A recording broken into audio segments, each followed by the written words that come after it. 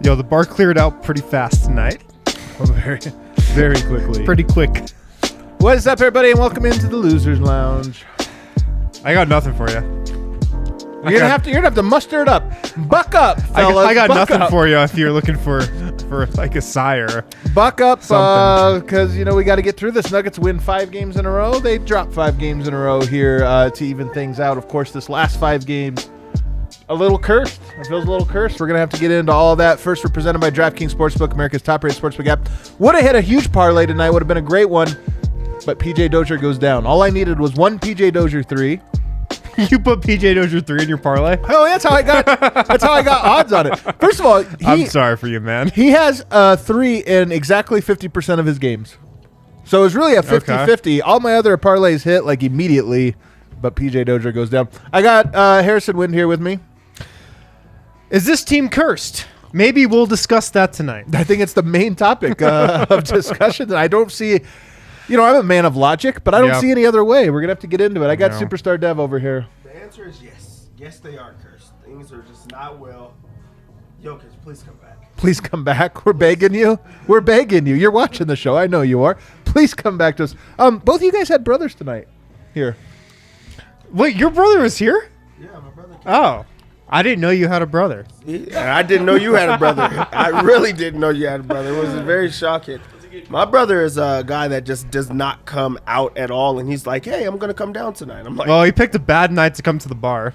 No. He's a down person, so he probably He's like, oh, it's pretty chill. Yeah. He's a down I like person. it here. A lot of like, space to just kick Halloween back. vibes around there. Yeah. I like that place a lot. Yeah. Halloween vibes. Look who guys just popped in. It's voting time. Brendan Vogt here. Hey, fellas. What a game. Are you guys having fun breaking this down? We are. We're about to start, actually, so. Okay. I don't even know where to start, to be honest with you. Do you want to start with vote? What Malone had to say? Should we start with that? Okay, well, I guess we'll I start don't know. with He's that. here. Yeah, you are here. Did you take... you were gone for like 30 seconds. Did you take a lot of notes here? I did take some notes. Loquacious, was he? Michael Malone, not as pleased tonight. We had our whole bit about his demeanor and staying positive. He dropped the hammer tonight, fellas. First of all, housekeeping, no update on PJ Dozier, so that's cool. But yeah, he didn't love the turnovers. First quarter was really bad. Second quarter got much better until the last 2 minutes of that second quarter, the 18-3 run. I was so ridiculous, man. Everything that was working for us to that point went out the window. And then all of a sudden we became a selfish team, which led to more turnovers again. And that's where we lost the game. Trying to tell our guys right now, quote, don't get bored of success. If something is working, stay with it. Of course, he's talking about process, not results when he says success. Because there hasn't been much of that lately. I felt like for a time tonight, I thought this loss could be we gave great effort, we showed a great fight. There was a portion of tonight. Oh, definitely. Even into the second half. I was going to say there's even into multiple deep in the possessions, yeah. third quarter. Yeah. It was the turnover. I actually Maybe even into the fourth. I was going to say, I'll go further.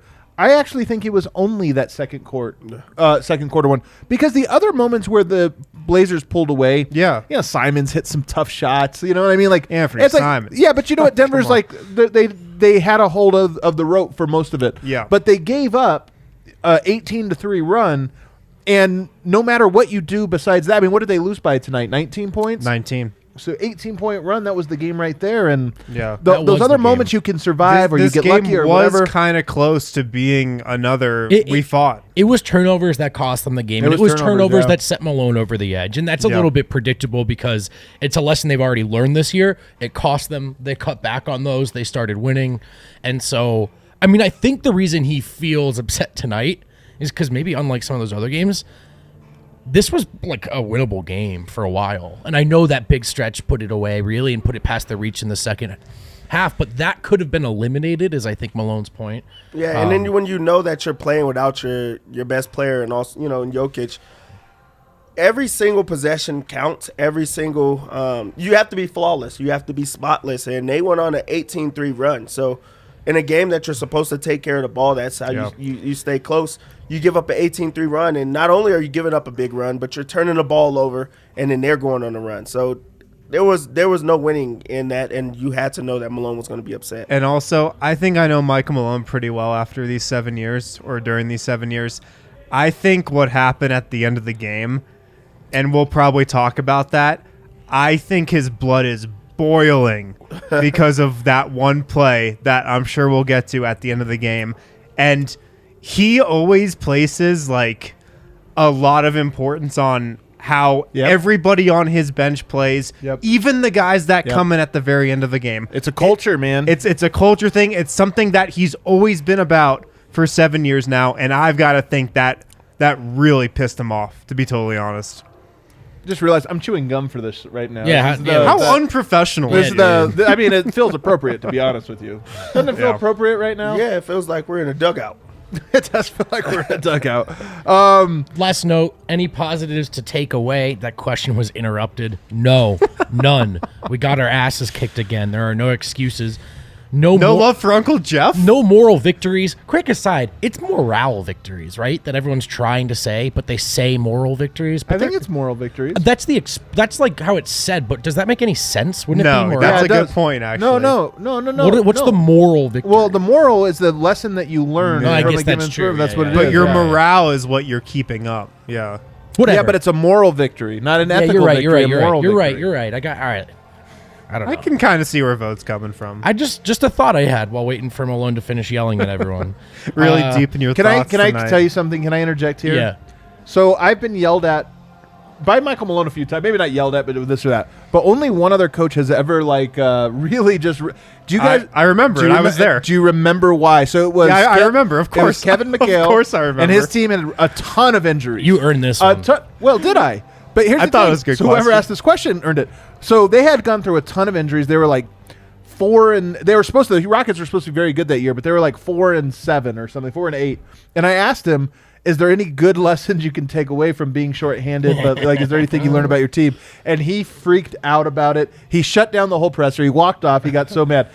And then he was fired like 3 days later. Yep. He was fired. So I'm not saying history is going to repeat himself with Malone, but it is one of those. This is the thing. Coaches hate. That is a fair question, in my opinion. I mean, it's a good question. It is a fair question. Like, is there some? Because honestly, this is what question. If he's in a different mood, he gives you a great answer. If there was practice on Thursday, it's Thanksgiving. There won't be. But if there was practice on Thursday, and you go there and you say, "Hey, like, Aaron Gordon's really started to, spread his wings a little bit here. Is that a thing that carries over? Jeff Green looking good. Are there some things?" And then he answers it honestly. But you ask him here, he's feeling all the pressure. He's feeling all this. He freaks out. Look, you've got Jokic injured. Michael Porter, who the hell even knows what's going on with him?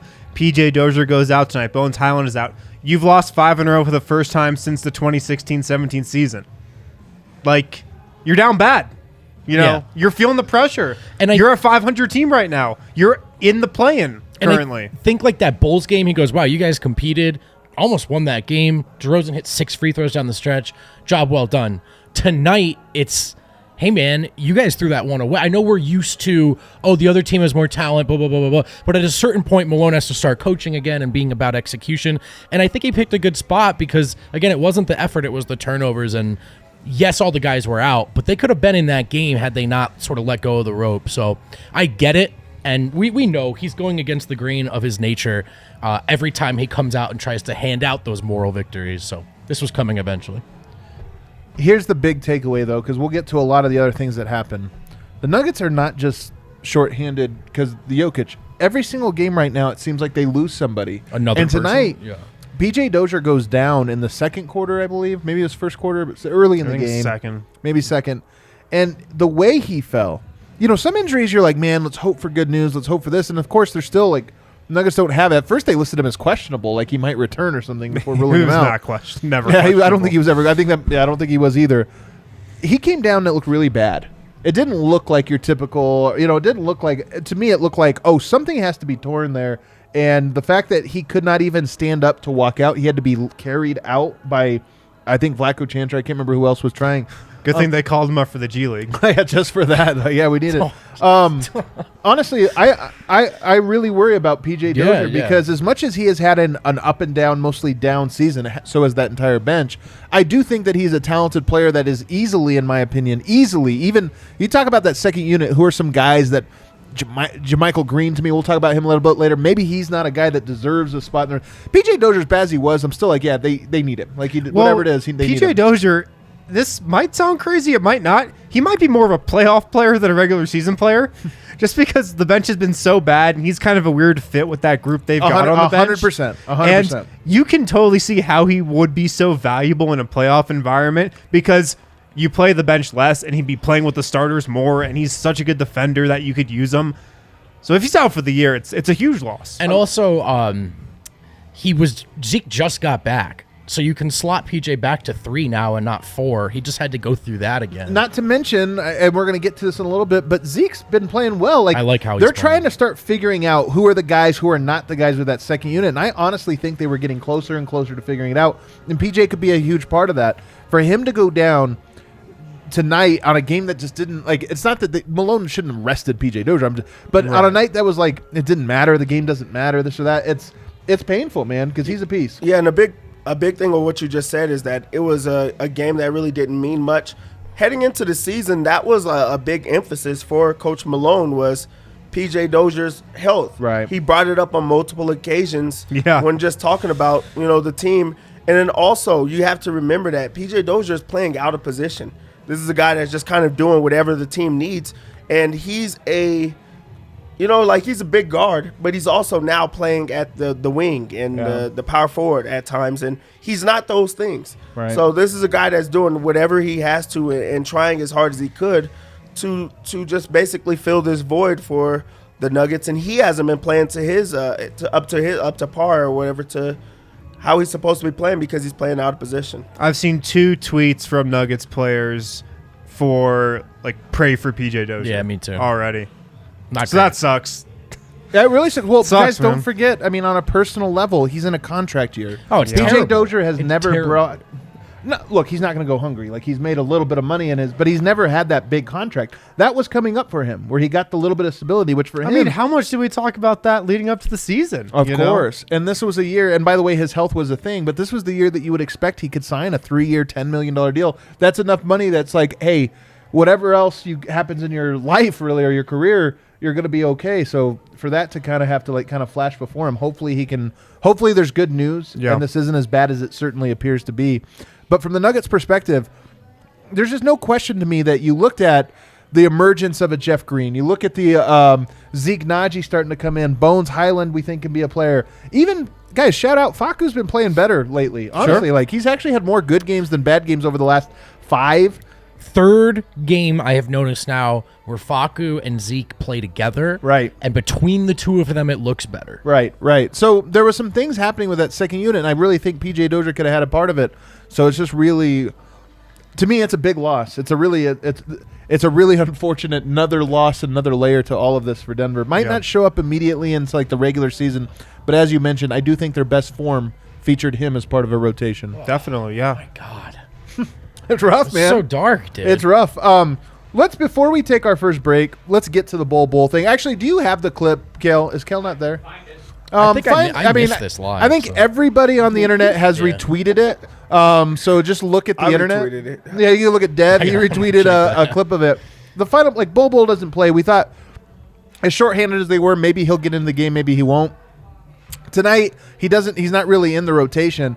He goes out there. He throws a behind-the-back pass that's kind of it was unnecessary. It's kind of like a little dinker. It wasn't even a good behind-the-back pass. Yeah. And then on the following possession, guys running down. Who was it, by the way? Do you know? Greg Brown. Greg Brown. Who? Who's going down. He goes for the dunk. And look, I don't know if something was said on the court, let me have this one or what, but Bull just stops running. He could have. Let me have this one. I'm saying the way he stopped. I know. Is that what it looked like? It's like an all-star game where you want to not hurt somebody and you give Play them this clip here because this is going to be, look, he just stops. He says, go for it, man. Do your thing. There you go. And it's hard to see from this clip. Look, Austin Rivers gets up and is like, yo, what the hell? Austin Rivers gets up and leaves the floor. Say what you will about Austin Rivers. He understands the unwritten rules of a team. Yeah. You know what I mean? He understands. He's brought this stuff up before. Who was it? Oh, Jamal Murray when he was at the Sons and Four Guys party or whatever. Yep. And he hopped on Instagram and he's like, hey, man, that's not it. I'm going to DM you. and explain why this could be seen, as it was by all of us, as like a huge slap in the face. Hops to the on very Instagram people, to DM somebody. To the very people who are your biggest supporters, it can feel like a slap in the face. You know that this is like, first of all, this is a terrible look. I would not be surprised. I agree with you, by the way. Malone upset at the end of this game. That play happened. I'm sure it was like a volcano. Might be why he was like stewing. Well, I think he would have been mad either way, but I think that one was like, he's not going to sleep tonight. If you look at this play, it also happens right in front of Michael Malone. Of course it does. So that just compounds the issue. He saw it happen right in front of him. About asking Bol, hey, can I have this one? He might just say, yeah. It's a sound strategy. Oh, of course. I would do that in a second quarter. Bol Bol doesn't understand, like, from watching him, it really doesn't seem like he understands, like, how this whole thing works. Yeah. You know what I mean? Like, he doesn't understand. Jeff, and by the way, Stan Van Gundy was great on the call tonight, in particular. Very good. A couple of key moments, but one of them was that one right there, where he's like, you have to understand when you're an end-of-the-bench player that every second you're on the court, everybody is watching you and judging you. Not just the Nuggets players who are your teammates, not just the Nuggets coaches who determine if you're going to play or not, but any team that would ever pick you up. Totally. That one now makes the real, and it's like, do we want a guy that does this? Hell no. Yeah, so a lot of the conversation around Bol is, why is he not playing more? He has so much potential. This is a guy that should be playing. And now if you're another team or you're another fan base, you go to those type of minutes. The little minutes that you see Bol Bol play, he's pouting. He's giving up on plays. So like you said, this was a tryout type of moment for him. It's a nationally televised game. You're like, hey, what can Bol Bol do? What are things that we could see from him? Right now, I would say he's not a locker room guy. He's not a guy that you could bring around and build up the culture. He's not a guy that's going to work extremely hard with all of these talents and just intangibles. He's 7'11". Right. You know, like he has everything, and then he has those type of lapses in the game where it's like, okay, how are so many people defending you and you give us those type of moments? Yeah, I've been tough on Bol, but I've actually felt like he's had a couple good stints over the last few weeks or so. Sure. Like that first half of that Dallas game, I thought he played some of the best just team basketball that I've ever seen him play, just in a system, in a scheme, playing within the offense. But if you just compare the effort that Zeke Nnaji gives every time he's out there to Bol Bol, I mean, it's no surprise Zeke Nnaji just vaulted him in the rotation like that. I mean, Zeke Nnaji, you know what you're getting. You know he's going to go 100% every time. You know he's going to hustle. He might make a dumbass play. He might turn it over, but he's going to give you 100% effort. And, like, that stuff is valuable. That's a valuable skill. Effort's a valuable skill for an end-of-the-bench guy. I'm such a believer. I'm going full old man here, but I'm such a believer in, like, the situation doesn't have to be perfect for you to succeed in anything. This isn't just basketball. Right, but like the older I get, the more I'm like, life when you're young, when you're 22 years old, 21, 22, when you're that age, everything, you don't realize how long life is. Yeah. Like, it's really long. I'm only 37, but when I was 22, it felt like, man, this is everything. You know what? I'm not getting a chance here. This is ruining me. Whatever. You wait for the thing to be perfect in life, you never get to take advantage of it. But if you just like always just bust your hump every single time, yes, you might get screwed out of an opportunity here. You might get screwed out, but if you do that every single time, eventually you'll break through. And I think it's so true of the most competitive fields in the world, NBA basketball being like top of the list. There's only so many players. Like, this is how it is, man. Is it fair that Bol Bol got drafted to a team?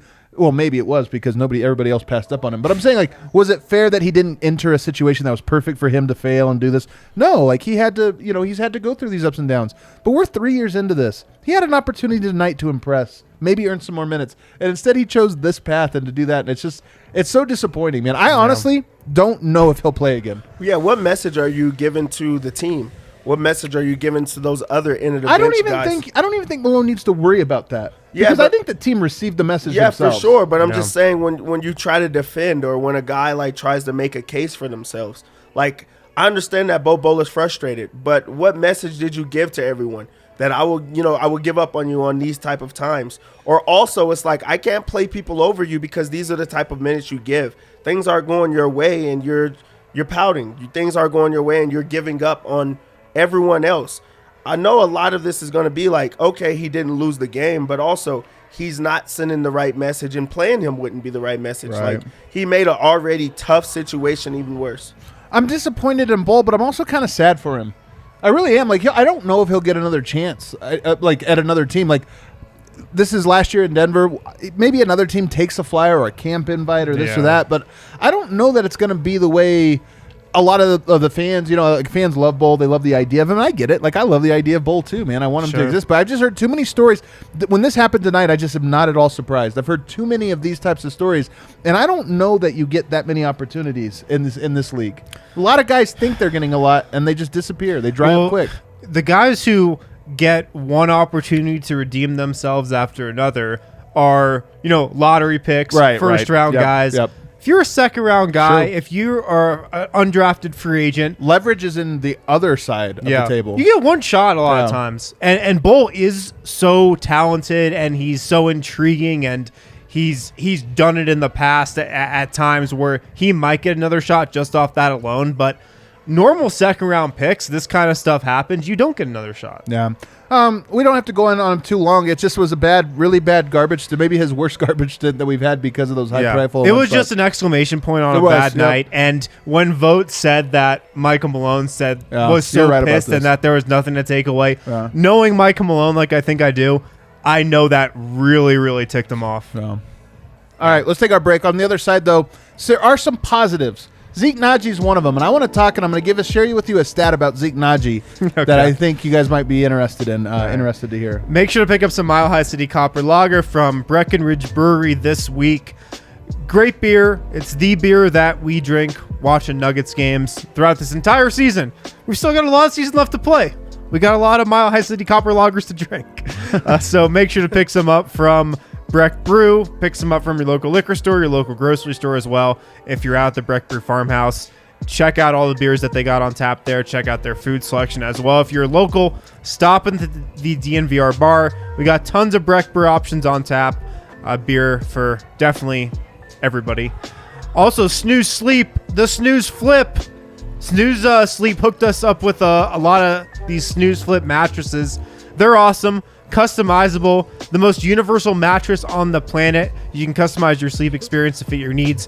One side is soft, one side is firm. You can flip it to the side that fits your body best. The cover of the Snooze Flip also reversible, with one side up to 5 degrees cooler and cozy warm on the other side. So if you like firm, soft, hot, cold, the Snooze Flip, you can totally customize it to fit however you like to sleep. Can I give you the secret to the Snooze Flip? The adjustable base.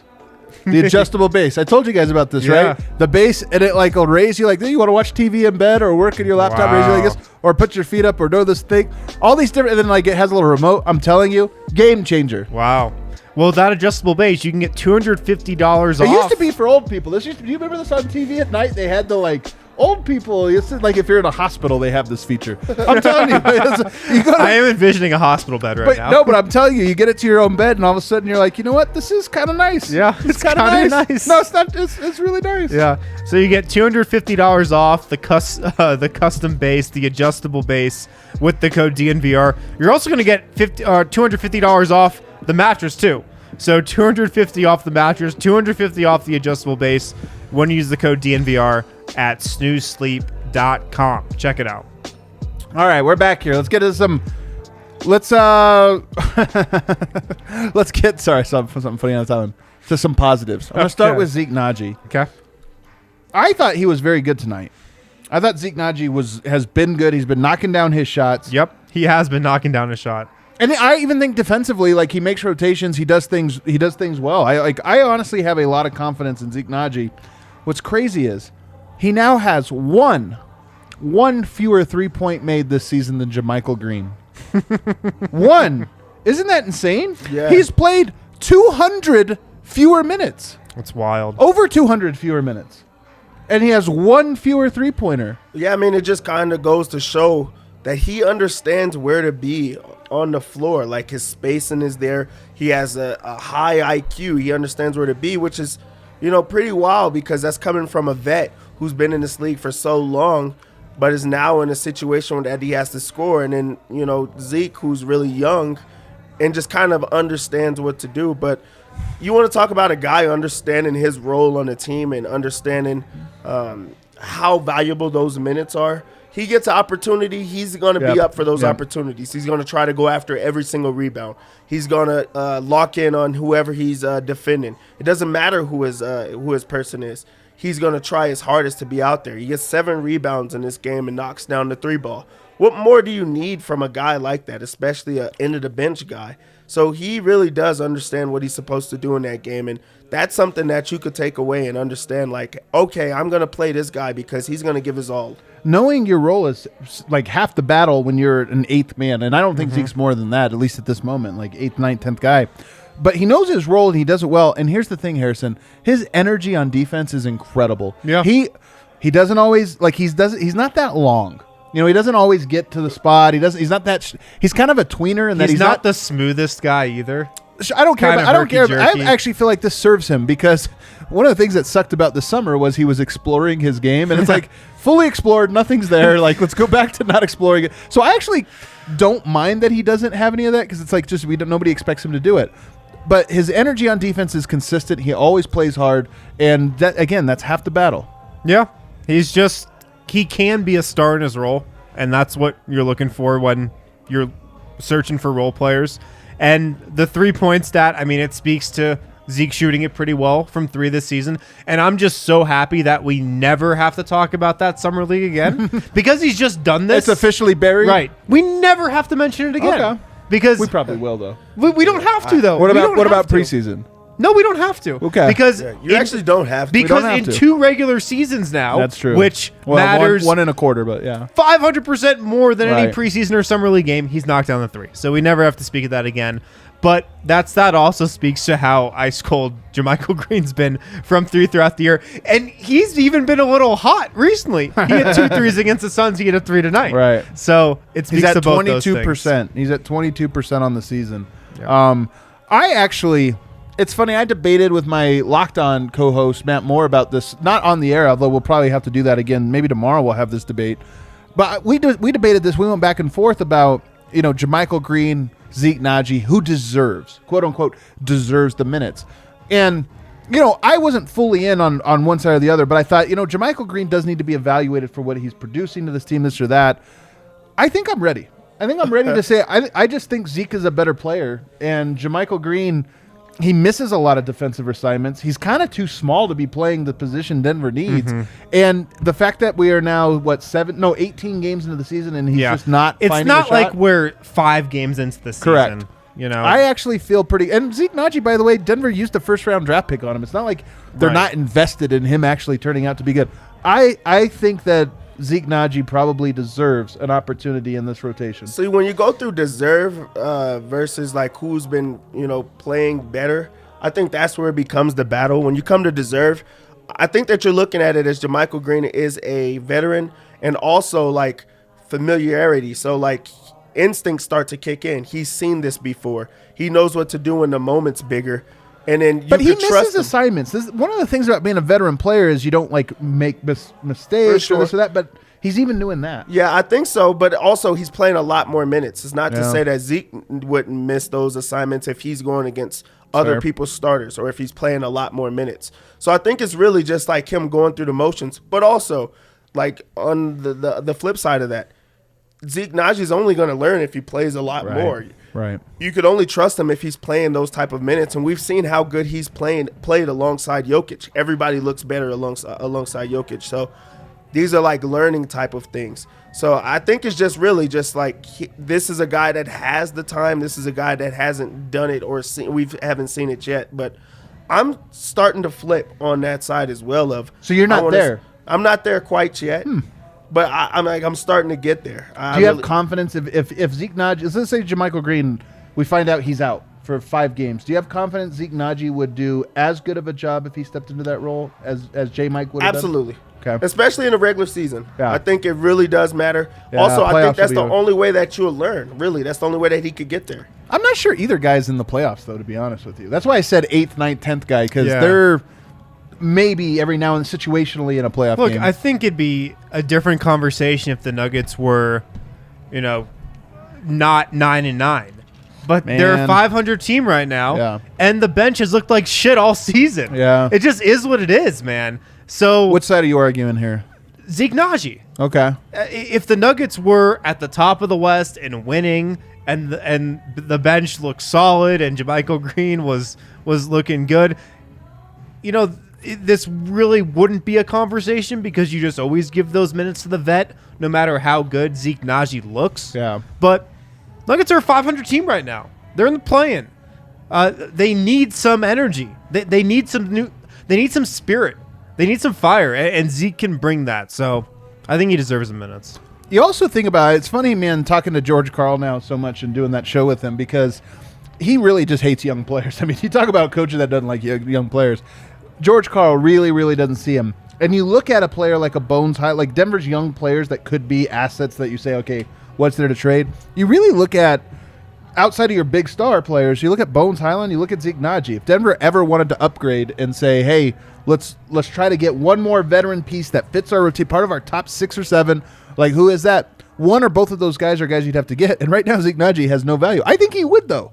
I mean, he shoots like 50% from 3 right now. Yeah. I think he would if you played him another 30, 40 games. So either he's a piece of the team and it's like, hey, it's a cheap contract for another 2 years, or it's we didn't want to have to do this. He's our 8th guy, but it just netted us a player that's like, hey, this is actually a guy we could really use, and this team's ready to fold and throw players out.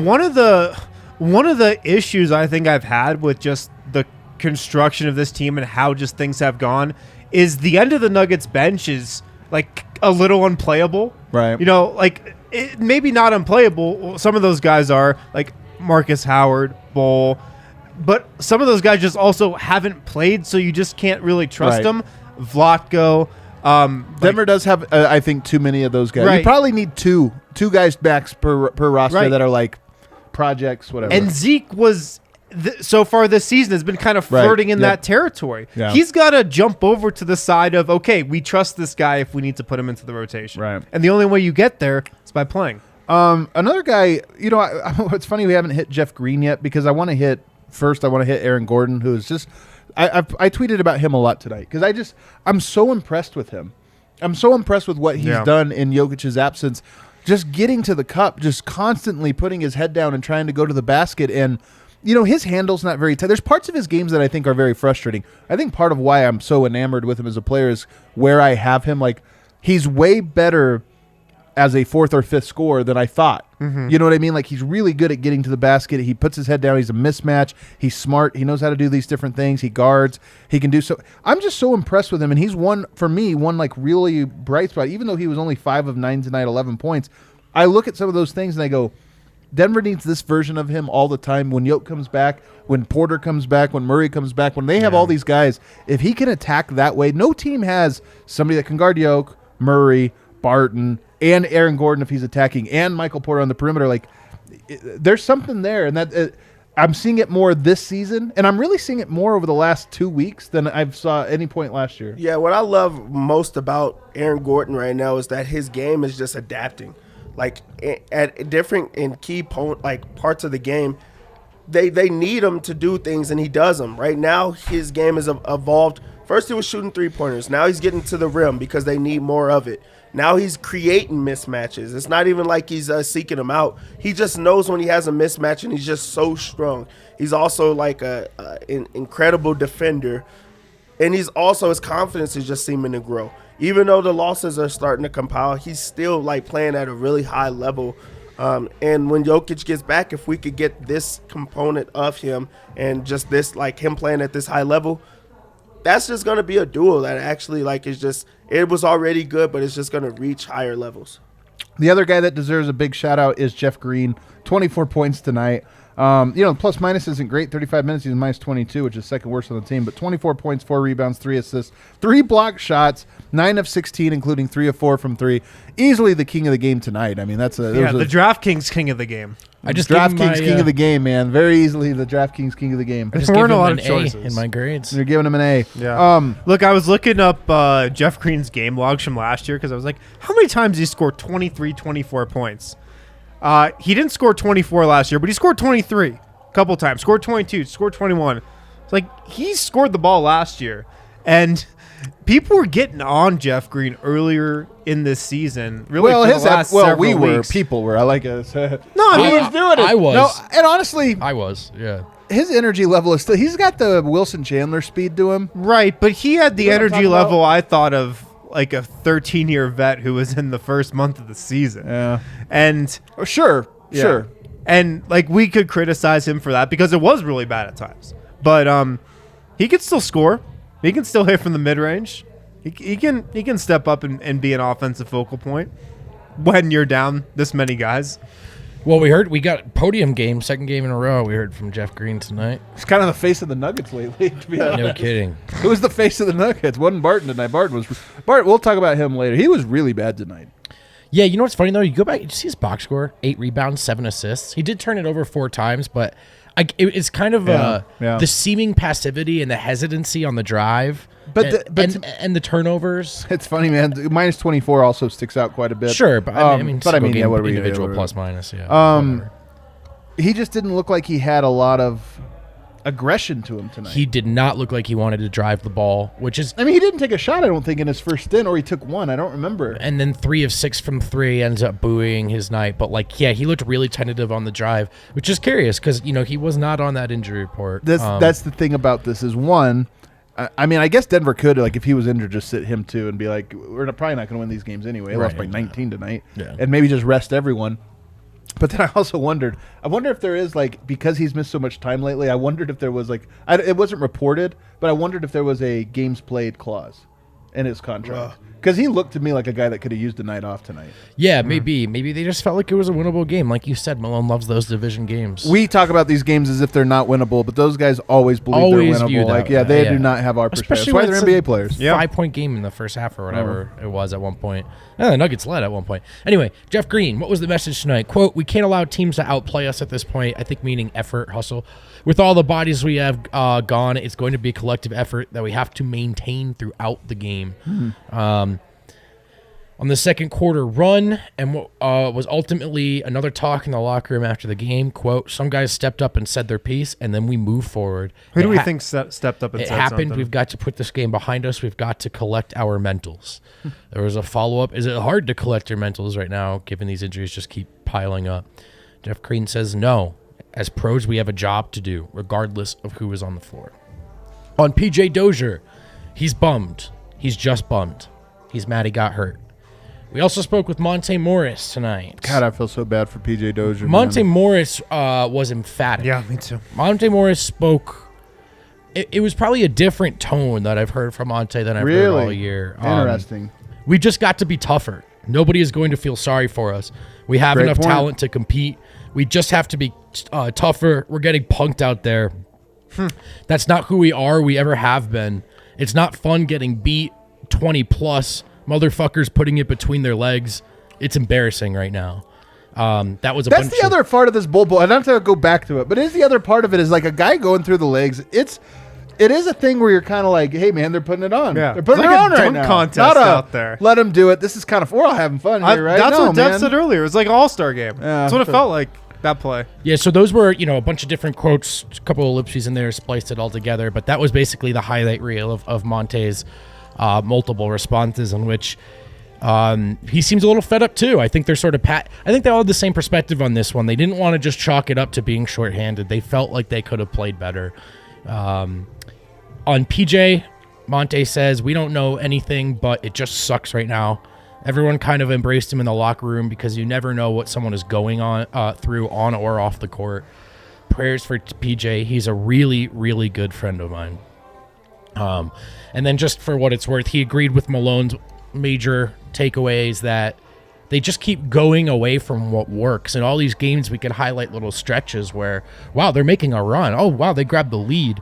And, whatever it seemed to be working for them in those runs, they abandoned it a little bit. So that's sort of where they're at right now is like, hey, if something's working, we don't have to go away from that.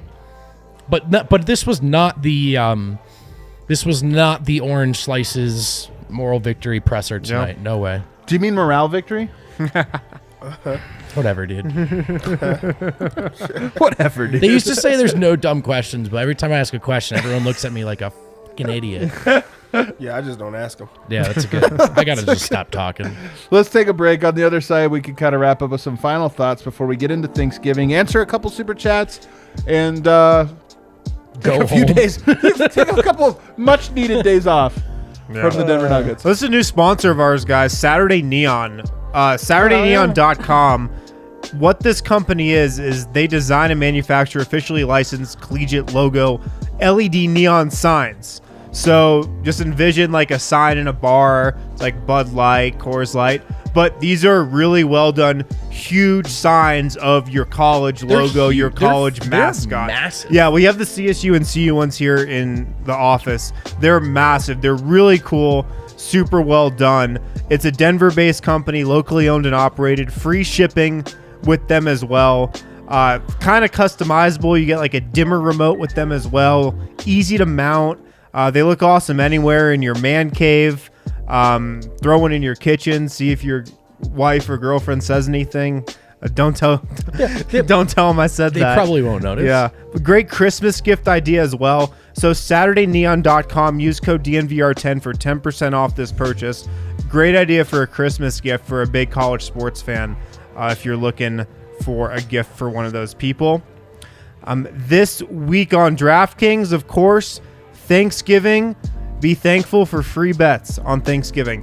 DraftKings Sportsbook, an official sports betting partner of the NFL, has a Turkey Day no-brainer that you can't miss. New customers, you can bet just $1 on any Thanksgiving NFL game and win $100 in free bets if either team scores a point. All DraftKings customers can also get in on the new same-game parlay offers. NBA, NFL, get in on those same-game parlays. Download the DraftKings Sportsbook app now. Use promo code DNVR. Bet just $1 on any Thanksgiving NFL game. Win $100 in free bets if either team scores a point. Promo code DNVR this Thanksgiving at DraftKings Sportsbook, an official sports betting partner of the NFL. Must be 21 or older. Colorado only. New customers only. Restrictions apply. See DraftKings.com/sportsbook for details. And if you have a gambling problem, call 1-800-522-4700. Finally, Hassel Cattle Company. Right now, might be a little too late to order meat for Thanksgiving, But not too late for Christmas. But not too late for Christmas Or Hanukkah. or Hanukkah. You guys hear that? It's the holiday beef train coming. Holiday beef trade. You can still use the code DNVR15 to get 15% off your entire order at HassleCattleCompany.com. For Christmas, for whatever holiday you're celebrating, order up.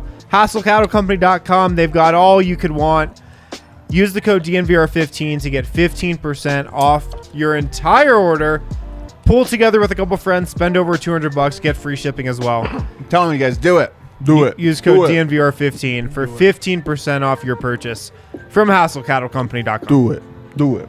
You guys see the stat I put out? I was waiting. I had this one all lined up and ready to go. Nuggets are 9-9. They're plus 120 with Jokic on the court, minus 123 with him off. Yeah. Not wild. It would be wild if we hadn't It's actually watched not every wild second of because it. I've watched every minute of those. Here's the thing. They have still played more minutes with Jokic than without. And yet they've gotten outscored more without him. Do you think Yoke's watching this game being like, oh man, I can't wait to get back and for us to start winning again? Or is he watching and being like, what am I walking into? Oh, God. What those numbers tell you, though, is literally what an MVP is. That's literally all it is. If a guy is out and their team literally can't get anything done, and then he comes back and they like are together or they're playing really good basketball, that's MVP. Yeah. One of the crazy things, so Draymond, so Jokic is 11th in overall plus minus, which is just insane because he's only played 14 games. Almost everybody ahead of him is 17 or 18 games. Mm-hmm. Draymond Green is on the 15-2 Warriors. He has his plus minus is one higher. He has one plus 121. They're 15-2. Yeah. Isn't that wild? I mean, he's got Steph that helps, but it's just still crazy. It must be nice to have a bench. It must be nice, man. It must be nice. Let's hit some super chats. Let's do it. What do we got? Please. Unless chat, Smuggets is in there. super Literally chat, do super not chat. bother a thing. Sean says some of the fan base is clearly new to Nug life. Or has been here too long. We have the best player on the planet. Positive vibes, people. I will tell you, I've said this so many times. I'm such a believer in Nug Life, L-I-F-E, not L-Y-F-E. Me too. I'm You're with me on that one? So you know what you can't do? You can't write an article and write Nug Life with a Y. You just can't do it? You just can't do it. How do you know? I love that you could say Nug Life is fine, as long as it has the appropriate. That's right. Yeah. What language is it? Is it Welsh that uses the Y? Is it? Do you guys know? Dude, think about who you're asking. What's that? Think about who you're asking. Sorry, I'll ask over here.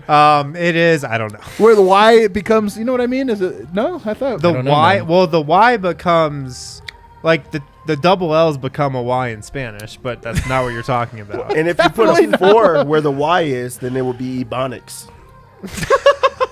I'm glad you made that joke. Thank you. Like Vogt was gonna make it. All right, what else we got here? Gene says, "Here's to our first season as the season doesn't start until Christmas teams." Well, really, the season doesn't start until February 23rd. That's when Jamal Murray's coming back. You know what's funny about that? Like, here's the thing. Last year, this kind of happened. When they got off to that such slow start, Malone freaked out, and like the whole rest of the season was just intense, right? I do wonder. They're in the play-in. Playing, baby? No, but I'm saying they're in the play-in. That's uncomfortable. I don't want to be in the play-in. And I know they're going to feel this way, so I kind of agree with you, but I don't know, man. I'd rather at least be in that 6th seed. I don't want to play the play-in. Oh, I definitely don't want to play that. Me either. I mean, look. Once Jokic comes back, we can probably set our sights a little higher than playing. We probably could. But if the Nuggets win Friday at home with against Jokic the Bucks against his brother Giannis, his brother, yo, the vibes will be a lot better. You're not gonna be. We're not gonna have it. Oh man, we need somebody at the. He's just not gonna be there. We need someone at the arena. Just send you here. Constantly. Kale, waiting for the see. Are these guys talking? Remember the KD, the Nico Kyrie and Giannis show? Yeah, KD and Kyrie in the tunnel, just kind of like, hey man, remember we're gonna do this. We need somebody there. Yeah. Can't believe we're already here on Giannis watch. Jack Bailey. Oh god, do I have to? All right, here. Is it the poem? There's not much rhymes I can say, but I guarantee Bol Bol is not having a good day. Losing keeps me sigh, and non-munders keep making me cry. Amen. That was one of your better written ones, Jack. That was a really good one. Oh, Jack's getting better, boy. I like you're crediting him, like judging him over here. What grade would you give him tonight? Is he on the grade? Yeah. B+ on that poem tonight, Jack. That's like the second highest grade you'll give out tonight. Yeah, it fucking is. The Munders, man. I'm so bummed that we have the Munder bet now, and my confidence level in a Munder is so low. DraftKings made some money tonight. They at least got $2.50 out of me, man. Yeah. You're welcome. It was like third quarter. They're like, let's run it back. Yeah, let's run it back. This is great. Everybody just gives me money. Who's this idiot that keeps betting on this? It would be so appropriate for the Nuggets to get all these Munders, get the Munder bet, and never get it again. Yeah. I mean, too well, perfect. they're probably not going to get it against the Bucks. Josh just says, thoughts on trading for Terrence Ross? Sure, whatever. I don't have thoughts. Is on Bol that. in the trade? Are we trading somebody else to the Magic? I was gonna say, man. In hindsight, R.J. Hampton, Gary Harris, it is a crazy trade. This is why, though, we were talking about Zeke Nnaji and what do? You know, R.J. Hampton kind of played the perfect amount of minutes for the Nuggets last year, where he got showcased just enough. Enough but to showcase your talent, but not enough to see that you might be a fraud. Right. I'm not saying R.J.'s a fraud. He's still my guy. Still my guy, man. But the Magic come to town in a couple games. Potential showcase. Denver goes to Orlando in a couple games. Oh, that's right. Nobody comes to Denver. Maybe a showcase game for Terrence Ross. AJ Walker says, this is the second game in a row where Barton has looked kind of passive. Is it possible the groin injury is bothering him? Also, love the show, guys. Thanks, AJ. The only thing is I thought he looked that way in the last game as well prior to the injury. Now, this one was a little different. This one, it looked like he wasn't afraid to shoot, but he was afraid to drive. Yeah. Maybe he's not hurt, but he's afraid of getting hurt. You know what I mean? Or maybe he's just recognizing when he just doesn't have it. I think that's part of it as well. I mean, look, the turnovers tonight really mar it, but 8 rebounds, 7 assists is actually a pretty good. You talked about him as maybe being an assistman tonight, and he was. He was. It's just the assist that really bogged it down. But I'm telling you, my parlay was a good parlay. You guys would all seen. To the point of the question, next time we see him play, I think you really do hope to see him look aggressive and confident when driving. Otherwise, I'm going to be a touch concerned. Yeah. I'll definitely say I'm a little concerned. But again, I want to see him when somebody gets back, or anybody gets back. Yeah. Ray says, nights like this, being a fan is hard. It's always what makes being a fan all the more worthwhile when things go right. Ray, that's why you're the king. That's why you're the king of the chat, man. I'm telling you, we don't feel it now. We don't recognize it now, but we are blessed with an opportunity to root for an underdog. It's not easy. We always have to go through these type of moments. This is kind of a real low, though, honestly, of the Yoke era. Like, we haven't been down this bad for a while. But, again, anything worth doing is going to be incredibly hard. We always knew Nuggets, if they ever climbed the mountain to the top, it was going to be hard as hell.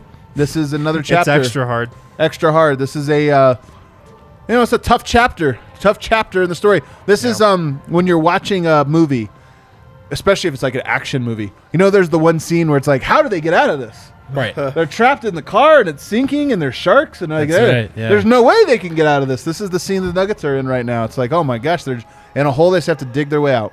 Yeah. I think that's like every scene in the Mission Impossible series. It's actually the whole movie. It actually is sub-series. It's just the whole thing. But he's on top of the plane. How could he possibly And then Tom Cruise just comes out of nowhere and saves the day. He'll jump like out of Nikola the helicopter. Jokic will on Friday. There we go. Wow, Jokic is Tom Cruise, huh? We got nothing. This doesn't feel good. We got nothing. We hope everybody enjoys their Thanksgiving holiday. We hope you guys, if you're interested in the Colorado Rapids, we just did a Rapids show tonight. I thought was really cool. Brought some people in from around the Rapids community. They play on Thursday, as Michael Malone would let you know. Yeah, big Rapids guy. Big Rapids guy. Big soccer guy. He looked good in his Rapids jersey, you know? Yeah, big soccer guy. Yeah. He says he grew up playing soccer. Malone did. Yeah, dude, I did too. 1st through 5th grade. I did too. Yeah. Every kid plays soccer. That's what I one mean. sport Yeah. every kid can be in. Yeah. You know what? I played for a team called the Rainbow Falcons, and we had like rainbow armpit wings. Looked distressingly like the current Nuggets. Really? You had panels? They had the you little gotta rainbow find us Falcons a photo of coming this. down the. It was the. Your ugliest parents thing have a I've photo ever of this, seen. don't they? Yeah, probably. Can you find one for I us? was the middle child though. You know what I mean? My family swears that I played soccer. I went to a Swears that I did. they swear I did. So I went to Skate City. It was like a birthday party. Yeah. There was they had like, what is it called? Where they give the trophies out. Well, I stole one of the trophies, and it was the MVP's trophy. So I brought that home, and it was in my little trophy case. And that's all it was? Everybody swears that I played soccer. Because of that one trophy? Of that one trophy. And you know the truth. I know what I did. It's a trophy you stole from Skate City. Yes. Wow. Skate City was a banger, soccer man, store, back in the soccer. day. Skate City, man, that was where it was at. Are you guys too young for Skate No, City? of course I remember Skate Can I City. go home? What are we Did you talking Skate about? City? Did you used to Skate City? I don't know what that means. You do? Well, that doesn't surprise me, actually. Skate City. That's true. All right, everybody, have a great Thanksgiving. Adios.